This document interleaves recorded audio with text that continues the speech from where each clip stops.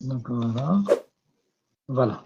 Donc pour le principe simplex, on va faire en même temps.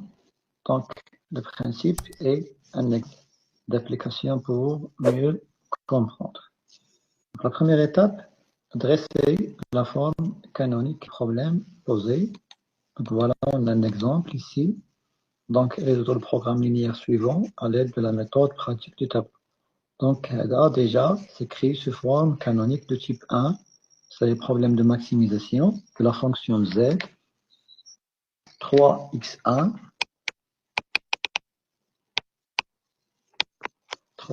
plus 2x2 sous contrainte x1 5x2 inférieur ou égal à 11, 2x1 plus 3x2 inférieur ou égal à 5.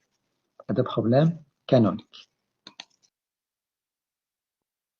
Passer de la forme canonique à la forme standard en transformant les inéquations en équations et on introduit les variables d'écart.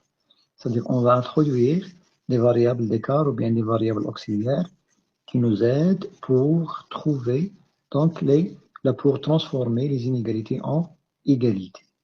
Donc voilà, pour l'exemple, voilà, indiquer la forme du programme est, donc vous voyez, hein, on a écrit les égalités au lieu des inégalités et on a introduit des variables d'écart, x3 et x4.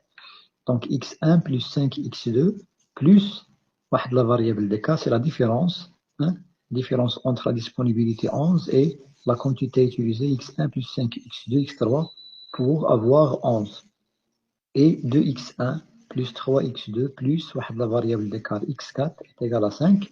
Donc maintenant, on a quatre variables, x1, x2, les variables réelles, les variables auxiliaires, bien ce qu'on appelle les variables d'écart. Puisqu'on a deux contraintes principales, donc on aura deux variables d'écart.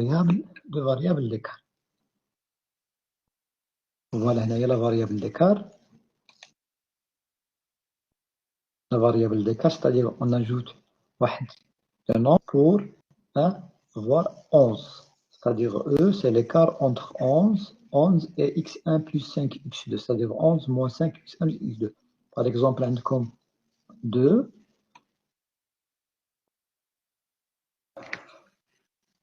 2,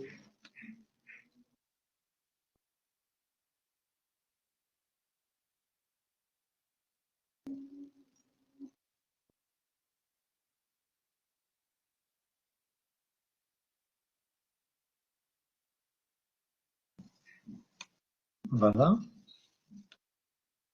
Par exemple, 2 inférieur à 4.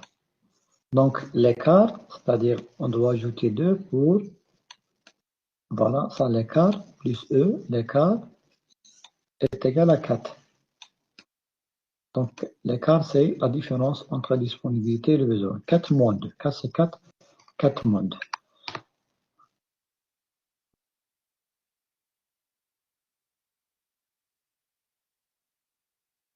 Le tableau initial. Le tableau initial recherche la solution extrême de la base, c'est-à-dire la solution initiale. Les variables d'écart sont considérées au départ comme variables principales ou variables dans la base. Et les variables réelles sont non principales et se trouvent dans leur base. Et l'action objective est alors nulle. Donc dans l'exemple, donc voilà. Donc le premier tableau de simplex est, c'est-à-dire la première étape, c'est-à-dire on n'a pas encore commencé, par exemple si c'est un problème économique, on n'a pas encore commencé la production. Donc les deux variables réelles, x1, les variables de décision x1, sont considérées nulles. C'est-à-dire la production. Et la quantité, par exemple, à produire est nulle. Et donc, de même, la fonction objective, puisque x1 est égal à 0, x2 est égal à 0, la fonction objective est nulle. Par exemple, le profit est 0, 0 dirham. Donc, on considère que les variables d'écart, puisque x1 et x2 sont nuls, vous voyez, x1 c'est 0, x2 c'est 0, la première étape, c'est-à-dire x3 est égal à 11. On a plus x1 est égal à 0, x2 est égal à 0, c'est-à-dire x4 est égal à 5. Voilà, c'est la première étape. Donc, HB, c'est-à-dire hors base, on a les variables principales. X1, X est égal à X2 sont nuls. La base, on a les variables auxiliaires ou bien les variables d'écart. X3 est égal à 11, X4 est égal à 1. Par exemple, le nombre d'heures de travail de la machine, 11 heures, on a dit 5 heures, c'est-à-dire qu'il y a la disponibilité 11 heures. On a la disponibilité, par exemple, 5 heures. On n'a pas encore commencé donc la production. Mais donc, la production, x1 est égal à 0, x2 est égal à 0. Donc, le profit z est égal à 0. Donc, il y a la première, c'est un tableau qui contient des lignes de colonnes. Donc, les variables d'écart la base, x3 est égal à x4. Et on remplit donc le tableau. Donc, voilà. Il y a les coefficients associés, il y a la première contrainte associée à x1, x2 ou x3. Donc, x4, on a 4 variables. Donc, il y a 1, 5, 1, ou il y a x4, c'est-à-dire 0. 0, x3, 0, x4. Il y a 0. Pour la deuxième, 2, 3, 1, il y a 0 plutôt. 0 ديال x3 c'est 0, il y a 1. انتم شنو كديروا؟ دونك عمرو بدا في الاول ديال لي فاريابل برينسيبال x1 x2. دونك هنا ندير لا كوفيسيون ديال لا بروميير كونترانت 1. هنا اسوسيي x2 سي 5. هنايا 2. هنايا 3. دونك هنايا في لي فاريابل ديكار غتكون عندكم لا ماتريس ايدونتيتي. لا بروميير كونترانت كاينه x3 دونك 1. هنايا ما كايناش x4 0. هنايا كاينه x4 في لا دوزيام كونترانت. هنايا تكون 0. دونك 1 0. دونك هنا 0 0 1. De même que la fonction objectif, la coefficient associé à x1 c'est 3, coefficient associé à x2 c'est 2. Vous voyez, au lieu de x3, x sont nuls. Donc on a 0 x3 plus 0, 0 x4. Et il y a la fonction objectif, la première étape est nulle. Il y a la colonne de membre droite. On a 11 et 5. Dans la première contrainte et la première 5. L'interprétation c'est quoi? C'est-à-dire la variable d'écart est égale à toute la disponibilité 11 et la deuxième variable d'écart est égale à toute la disponibilité 5. On a eu les solutions x1 et x2 sont nulles, d'accord, sont nulles. C'est-à-dire on a donc commencé la production et z est égal à 0. Est-ce que maintenant cette solution est optimale ou non? La solution optimale, c'est-à-dire z est égal à 0, c'est le max. Non. Elle est d'après le principe.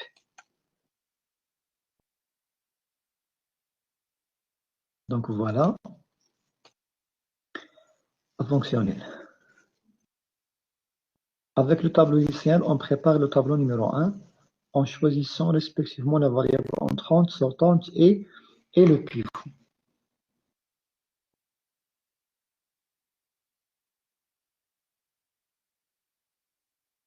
Voilà. La solution n'est pas optimale, il existe un nombre, au moins un nombre positif. Un nombre positif, donc il y a deux nombres, 3, 2. Donc, cette solution de base n'est pas optimale.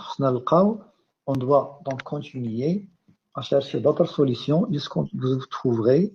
Donc, les nombres de la dernière ligne sont tous négatifs. Donc, puisque on a le nombre positif, donc la solution n'est pas optimale. Chaque étape a une solution. D'accord? Et vérifier est-ce que la solution est optimale ou non. Donc, pour chercher, donc maintenant on va commencer la production, c'est-à-dire x1 ou bien x2 va augmenter, ou bien les deux en même temps. D'accord? Et x3, x4, c'est-à-dire ils vont les deux diminuer. Donc, lequel est le plus grand coefficient? Le plus grand coefficient positif, c'est 3. C'est 3. Donc, c'est la variable entrante. La variable entrante, c'est-à-dire la variable qui va entrer à la base. C'est-à-dire la x1 va augmenter, donc elle va la production, donc elle va remplacer soit x3 ou bien x4. D'accord? Donc, pour vérifier, ou pour déterminer la variable sortante, on divise la colonne des constantes sur la colonne de la variable entrante, ou bien la colonne pivot. Ça, il s'appelle la colonne pivot, ou bien la colonne de la variable en 30. x1, c'est la variable, x1, c'est la variable en 30. Donc, on divise la colonne des constantes sur la colonne des pivots, bien de la variable en 30. 11 sur 1, c'est 11. Ou 5 sur 2, c'est 5 demi. Donc, le plus petit rapport positif, on a dit 11, on a 5 demi, c'est-à-dire c'est 5 demi. Donc, x4 va sortir de la base et on lui va remplacer par x1. C'est-à-dire x1 va remplacer x4. Donc, vous voyez que x4 va diminuer et x1 croît. D'accord? Et l'intersection entre la ligne pivot, et la variable sortante, la ligne de la variable sortante et la ligne de la variable entrante, la colonne de la variable entrante plutôt, s'appelle pivot. Le pivot, c'est C2. D'accord? Je répète, on a déterminé donc la variable entrante, c'est-à-dire la variable qui va entrer à la base, et la variable qui sort de la base, et l'intersection des deux, c'est le pivot. Elle est associée, je répète, donc la variable entrante associée au plus grand coefficient de la fonction objectif, c'est z.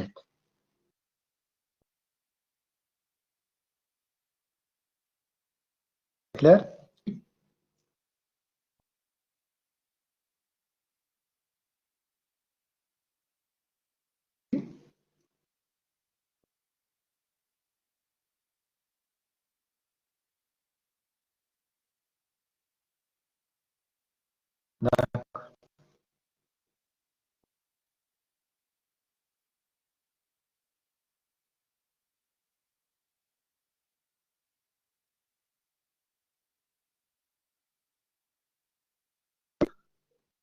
On a déterminé la variable entrante correspondant au coefficient élevé dans la fonction économique. La colonne de la variable alors la colonne pivot. On a déterminé la variable sortante au plus petit rapport positif. Donc, à l'issue de la division de la colonne second membre par la colonne variable entrante, on a déjà fait ça. Cette variable sortante se lira dans la base et sur la même ligne. Le petit rapport positif. La ligne de la variable sortante prend le nom de ligne pivot. Donc, le pivot, c'est l'intersection entre les deux, et entre la ligne pivot et la colonne pivot. On a vu ça.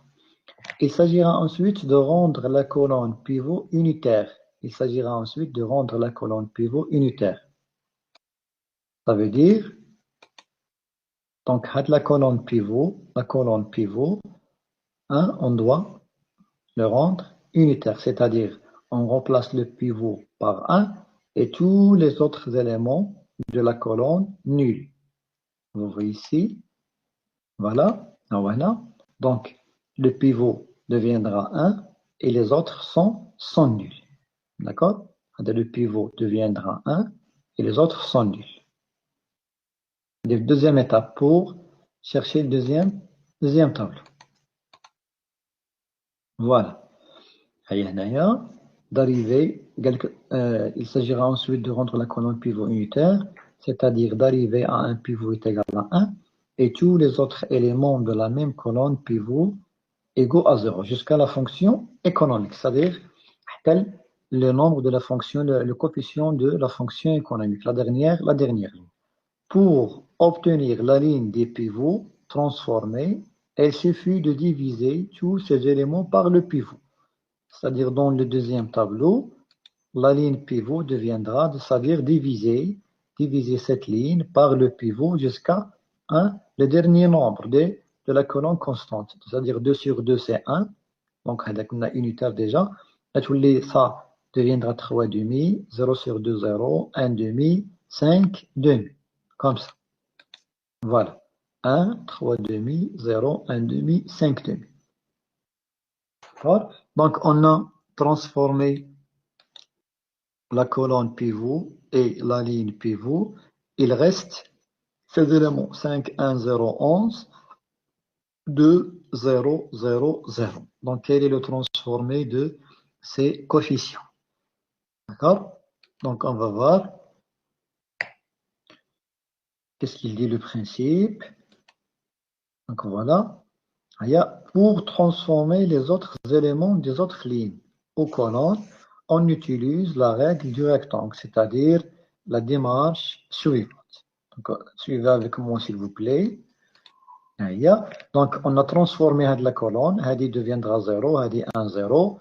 On a divisé la ligne pivot par le pivot 2, elle est 1, 3 demi, 0, 1 demi, 5 demi. Donc, il reste les éléments. Donc, quel est le transféré de 5? Le transféré de 5. Donc, on utilise la méthode rectangulaire, c'est quoi? C'est-à-dire, on construit un rectangle avec 5 et 2, avec 5, la radicale diagonale d'un rectangle, c'est-à-dire, on ajoute 1 et 3 pour avoir un rectangle. 1, 5, 3 demi. C'est-à-dire on construit un rectangle avec 5 et le pivot. On a dit qu'on a un diagonal. D'accord? On a dit 1, 3, l'autre diagonale pour avoir un rectangle. Donc, la méthode rectangulaire disera c'est l'ancien élément 5 moins.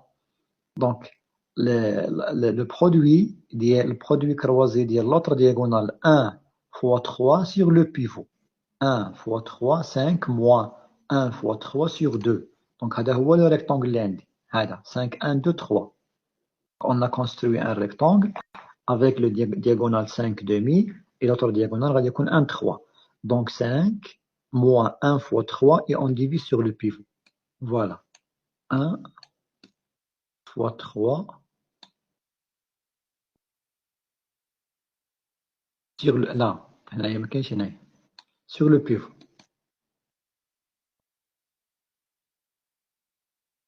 Voilà. 1 fois 3 sur le pivot. Donc, c'est-à-dire 5 moins 3 demi, 5 moins 3 demi est égal à 7 demi. 7 demi. Donc, voilà, vous voyez, voilà, on a trouvé 7 demi. Pour le coefficient x3, il y a 1, quel est le transfert de 1? Donc, mettez 1 moins. Donc, construisez un rectangle avec 1, le pivot 1, 2, c'est-à-dire diagonale 1 et 2, le pivot, c'est-à-dire on ajoute 1 et 0 pour avoir un rectangle 1, 1, 0, 2. 1, 1, 0, 2. C'est-à-dire 1 moins 1 fois 0 sur le pivot toujours, c'est 2. C'est-à-dire la méthode rectangulaire, c'est-à-dire il reste le même coefficient, c'est 1. Donc de même pour 0, 0 naya. Donc 0 avec le pivot, c'est diagonale d'un rectangle. Donc l'autre diagonale, c'est 1, 1. C'est 1, 1 pour avoir un rectangle. C'est-à-dire c'est 0 moins 1 fois 1 sur 2, c'est-à-dire moins 1 demi. 0 moins 1 fois 1 sur 2. 1, c'est moins 1 demi. De même pour 11, c'est-à-dire 11 avec le pivot, c'est un diagonale. L'autre diagonale, c'est 1. C'est-à-dire 11 moins 1 fois 5 sur 2. 11 moins 1 fois 5, 1 fois 5 sur 2. Donc 22 moins 5, c'est-à-dire 17 sur 2.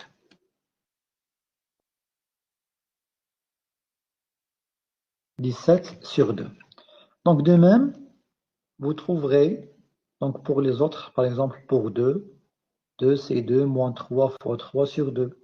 2 moins 9 sur 2, c'est-à-dire moins 5 demi. Par exemple 0, 0 moins 3 fois 0 sur 2, le rectangle. Par exemple 0, 0 moins 3 fois 1 sur 2, c'est moins 3 demi. Par exemple, 0, donc 0 moins 3 fois 5 sur 2, ainsi de suite. Donc vous trouverez, là d'après la procédure, x1 entre à la base x4, on a déjà fait ça. Donc voilà, on a trouvé 7 demi, 1 moins demi, 17 demi, on a 3 demi, 0 donc déjà, moins 5 demi, 0 moins 3 demi, moins 15 demi. Ça veut dire que on a les variables de base, x3 est égal à 17 demi, x1 est égal à 5 demi. Demande les variables de base. Les variables qui ne se trouvent pas à la base, c'est-à-dire les variables hors base, sont nulles. C'est-à-dire qu'il y a x2, il est nul, x2 est égal à 0, ou x4 est égal à 0. Donc on dit x1 est égal à 5 demi, x2 ما كايناش في la base, que se trouve pas à la base, donc هنايا est égal à 0, x3 est égal à 17 demi, x4 حتى هي hors base, ما كايناش في la base, est égal à 0. Et donc cette solution, est-ce qu'elle est optimale ou non? Elle est optimale. لأن كاع les nombres de la dernière ligne sont négatifs ou nuls. D'accord? ما كاينش un nombre, il n'y a pas un nombre strictement positif. Donc, la solution est optimale. Donc, maintenant, on prend seulement les variables principales x2 et x1. Donc, x1 est égal à 5,5 et x2 est égal à 0. Donc, on remplace dans la fonction z. Donc, on dit 3, le coefficient 3 fois x1, c'est 5,5 plus 0. On dit x2, la كاينة hors base est égal à 0 fois 2. Plutôt, on a dit 2. Coefficient 2 fois x2, c'est 0. Donc, c'est nul. Donc, ça est égal à 15,5. Voilà. Donc, vous voyez, c'est l'opposé de moins 15,5. Donc, toujours, on va dire comme une valeur négative. Donc, prenez l'opposé, c'est 15. 15,5, c'est la valeur optimale. 15,5, la valeur optimale, avec x1, 5,5, x2 est égal à 0. Ça veut dire, économiquement, c'est quoi? C'est-à-dire que x1, on a par exemple produit 5 demi-unités, d'accord? Ou il y a 0, le deuxième bien, 0 unité. Donc, l'interprétation des variables d'écart, x3, x4. Il y a x4 est égal à 0. x4, c'est la variable d'écart de la deuxième contrainte. Donc, x4 est 5 ou 0. C'est-à-dire on a utilisé pleinement la matière première ou la disponibilité de la deuxième contrainte. Et il y a puisqu'elle est différente de 0, c'est-à-dire la disponibilité, hein, elle est largement suffisante. Dire la première contrainte, la disponibilité de la première contrainte est largement suffisante. Donc, par contre, la deuxième contrainte, x4 est égal à 0, c'est-à-dire la quantité utilisée est égale à 5, puisque x4 est égal à 0.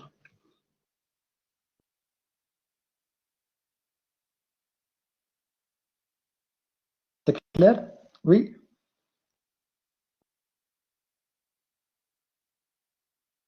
C'est clair?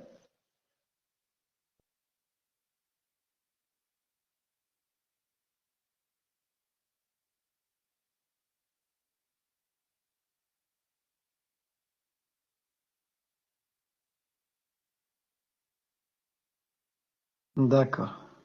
Vous avez des questions?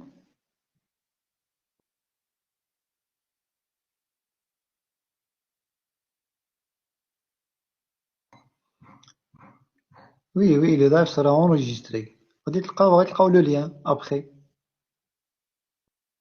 Même vous avez la vidéo qui est sur la plateforme.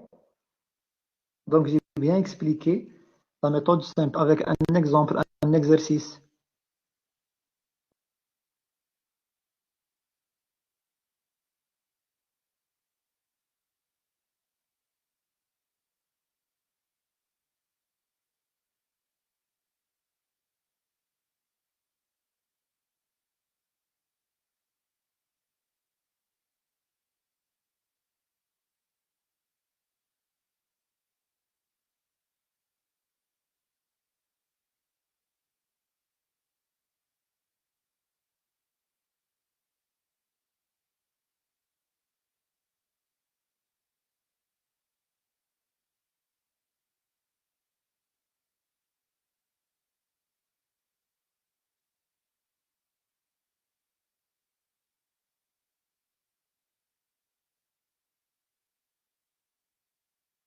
Donc, voilà. Il y a la série. Il y a le deuxième exercice. Donc, j'ai déjà. Donc, j'ai déjà expliqué ça dans la vidéo. D'accord? Donc, je répète, méthode simplex. Donc, la première chose que vous devez faire, c'est la forme standard. La forme standard. La forme standard, c'est-à-dire ajouter des variables d'écart. Donc, c'est la quantité utilisée, c'est la disponibilité. D'accord? Donc, il y a 5x1 plus 2x2 plus la variable d'écart. Donc, terminez, s'il vous plaît, la notation. Donnez x1, x2, c'est-à-dire x3 est égal. Tout est égal. D'accord? Tout est égal. هنايا de même, غتكون واحد la variable d'écart x4 وهنا غادي تكون واحد لا فاريابل d'écart x5.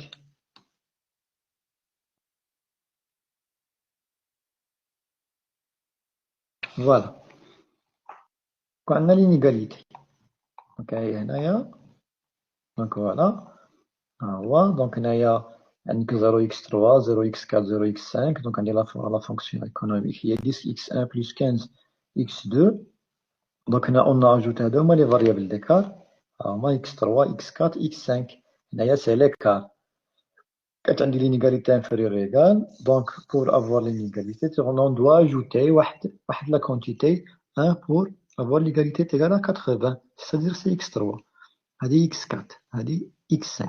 Donc le premier tableau, donc vous voyez هنايا عندي le coefficient ديال les contraintes. Donc toujours la première et le premier tableau, les variables d'écart غادي يكونوا هما في la base x3 x4 x5. عندي 3 contraintes 1 2 3, c'est-à-dire 3 variables d'écart 1 2 3. Donc x3 est égal à 80, x4 est égal à 20, x5 est égal à 30. Ça veut dire quoi? Que les had interprétation, c'est-à-dire هنا pas comme la production عندي disponibilité مازال ما خدمت حتى شي حاجه. مثلا الا كانوا الكيلوغرام لي ماتيير بروميير ولا راني ما خدمت حتى شي حاجه. اي x1 x2 sont nuls. راه كاين في الاورباز ها هما x1 x2 sont nuls, c'est-à-dire مازال ما بديتش لا برودكسيون. مازال ما بديتش. كون la fonction économique est nulle, est égale à 0. La dernière ligne de la fonction économique, le coefficient associé x1, هنا كان associé à x2. Donc, pour déterminer le pivot, on a la colonne pivot associée au plus grand coefficient x1. On a la ligne pivot, c'est-à-dire la variable sortante, on va la division de la disponibilité B avec la colonne pivot. Donc 80 sur 2 c'est 40, 20 sur 1 c'est 20. Donc il y a 0, on va aller. D'accord? On va la valeur non nulle. 30 sur 2 c'est 15. Donc le plus petit rapport positif, positif, hein, ماشي négatif. Alors, on a dit 15. Donc, x1, c'est la variable sortante, où x2 va remplacer x5. Donc, la solution n'est pas optimale. Là, ce n'est pas optimal. N'est pas optimal puisqu'on a deux nombres positifs. Donc, toujours, vous écrivez un tableau, le premier tableau, de la solution dielo, à le hors base, c'est-à-dire les mecs qui la base. Les qui la base, on a fait les variables d'écart. Et donc, on a la ligne pivot, la colonne pivot, le pivot. Et vous écrivez comme deux nombres de la dernière ligne sont positifs. Cette solution de base de diagramme n'est pas optimale. Et on construit donc le deuxième tableau de simplex. Toujours par la colonne pivot, vous devez donc le rendre unitaire, c'est-à-dire tous les 0, 0, 1, 0, jusqu'à la dernière ligne. Et diviser la ligne pivot par le pivot, tous les 1 demi, il y a 1, tous les 0, 0 sur 2 c'est 0, 1 sur 2, 1 demi, 30 sur 2 c'est 15. Et voilà, tu veux dire la colonne pivot et la ligne pivot. Et pour les autres éléments, utiliser la méthode rectangulaire. La méthode rectangulaire, la كاينه في la vidéo, شوفوها مزيان. Et après, cette solution, la solution n'est pas optimale. On a aussi un nombre, il reste encore un nombre positif, les 5 demi. Donc la solution de le tableau, x3 est égal à 50, x4 est égal à 5, x2 est égal à 15. Le hors base غادي يكون فيه هنا x1 اللي ما كاينينش هنا كاين x1 وكاين x5 هادو sont nuls. D'accord? Comme il y a encore dans un nombre positif, cette solution n'est pas optimale, donc continuez à chercher. Donc suivez donc les mêmes démarches du premier tableau. Donc déterminer le pivot. La colonne pivot هو le plus grand. La ligne pivot غادي ديروا la division هو هذا le plus petit rapport positif. تلقاو un demi et trouverez le troisième tableau. Donc غادي تلقاو les valeurs gain négatives. Donc, la solution est optimale et la fonction objective est égale à l'opposé de هذا, c'est 250. x1 est égal à 10, x2 est égal à 10. Donc, s'il vous plaît, je vous demande de réviser le cours de la modélisation et la méthode de simplex et faites les exercices de la première série, de la deuxième série. Inch'Allah, la semaine prochaine, si vous aurez des questions, donc n'hésitez pas de les poser. D'accord?